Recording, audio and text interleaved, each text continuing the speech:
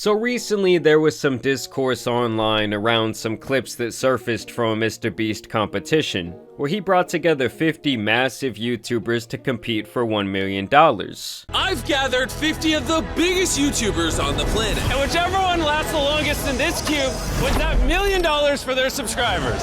Look at all the YouTubers laughing and having a good time. By the end of this video, that's not gonna be the case. There were some of the most popular creators on the platform here, from FaZe Rug to Kai and KSI, and even Logan Paul and Moist Cr1TiKaL, aka Charlie. And obviously at these events everyone is mic'd up from start to finish, with video cameras capturing their every move. And so Logan Paul was documenting his own footage at this event, like I'm sure many others were, and Charlie and him end up having this little interaction, and it stirred up quite the controversy online when Logan included this in his latest video. You're gonna watch me confront some of my biggest haters online. Everybody hates Logan Paul. Of course, bro. What's up, bro? Hey, nice How are you, dude? I like your videos, dude. I appreciate it. I know you've talked some shit, but... Everybody hates Logan Paul. Is everyone around Logan just a f***ing idiot? I'm always super happy that people don't take it personally, man. I don't. Okay, I don't. thank God. I understand I'm a and I'm here to be a bro. Good to see you, bro. And also, Prime's pretty fire. Thanks, Not bro. allowed to say it on camera. I get it, bro. I get it, bro. Fuck,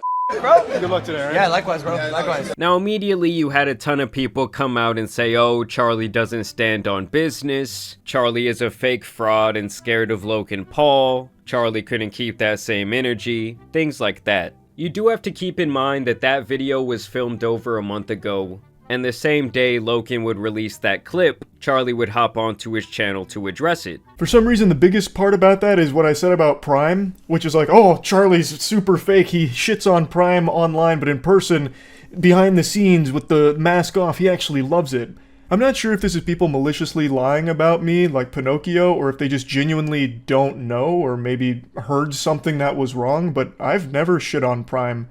I've actually only ever talked positively about it on stream or in videos. Now I gotta be completely honest with you guys, to me Prime tastes like ass. Like that's some shit I would give my little cousin to shut him up. To me Prime is almost like one of those things like a cosmic brownie from my childhood. Like yeah, back in the day those were fire. But if I saw an adult eating that shit now, it's like, bro, are you doing okay? Either way, Charlie would go on to explain that when this was filmed, there was no lawsuit filed from Logan Paul towards CoffeeZilla, and that pretty much the public perception was that Logan had been attempting to right his wrongs of the past. So at the time, he was in the process of trying to fix all the dog shit that he put innocent people through. And when I talked about this on stream and in the videos about CryptoZoo and what was going on with it with the updates, I had always said, as long as the victims are made whole again and they get their money back, that's a happy ending. But Logan is still a scumbag for ever doing it in the first place, which is something that he also said he deserved everything he got from doing that. I have always said as well that I never harbor hatred for someone who will actually change. There's nothing to gain with just holding a grudge forever. That's childish. If someone is actually willing to learn and grow from things, I'm more than willing to break bread with them. Logan Paul was very respectful of not only all the other competitors, but all of the staff at the event as well. So when he reached out to say hi, I was more than willing to be receptive and mature about the situation. He immediately opened up about all of the problems that he had caused and how regretful he was. So what would be the point in me getting there and just spitting on him if he's actually going to start being less of a piece of shit? And I will say it does come with the territory when you are making critical videos about others that they might not like you very much. But I would also think that most influencers, especially on Logan's level, understand that criticism comes with their territory as well. And in Logan's case, he's even acknowledged in several situations now, whether it was genuine or not, that he had made some huge mistakes. I've made a severe and continuous lapse in my judgment, and I don't expect to be forgiven. I'm simply here to apologize. CoffeeZilla is not a criminal. I called him, I apologized. My initial response to his series was that of fire and ego. Thank you, CoffeeZilla. You have catalyzed this, and I am very grateful for your work and your investigation. And I mean that. Thank you, bro. And in most cases in Charlie's videos, or even in my videos, it sounds like I'm wishing ill for the person, or want them to lose their career or anything like that. I might speculate from time to time how something might impact someone in a negative way, but overall, if there's not a victim or the person isn't just some sort of sick piece of shit like EDP, there's really never any ill will towards any of these people. A lot of times it's me just showing the situation, more or less explaining what happened, and then covering how the different sides might feel about it. Yes, some people might get some less than charitable jokes made at their expense, but that's where it usually stops. The other thing to me is, if you're acting like an asshole online trying to get reactions, you shouldn't really be surprised when some have the opinion that you are being a douchebag. Like, I would even think that someone like Jack Doherty or Neon, who we have made fun of a lot on here, could acknowledge off camera how arrogant, played up, and stupid some of their actions are. And this is a sentiment that Charlie seems to share when it comes to not taking his videos to a personal level. When I make a video about something, it's usually just for the sake of making jokes or being goofy about it, so I never really want whatever I'm talking about to be taken in a personal level or as anything like that. Though that does vary on a case-to-case basis depending on how serious the topic is, because I've absolutely crossed over the line in making things much more personal than they probably should. Usually, I try and just keep it more surface stuff about why something is bad or whatever happened, whatever they did is fucking stupid or whatever.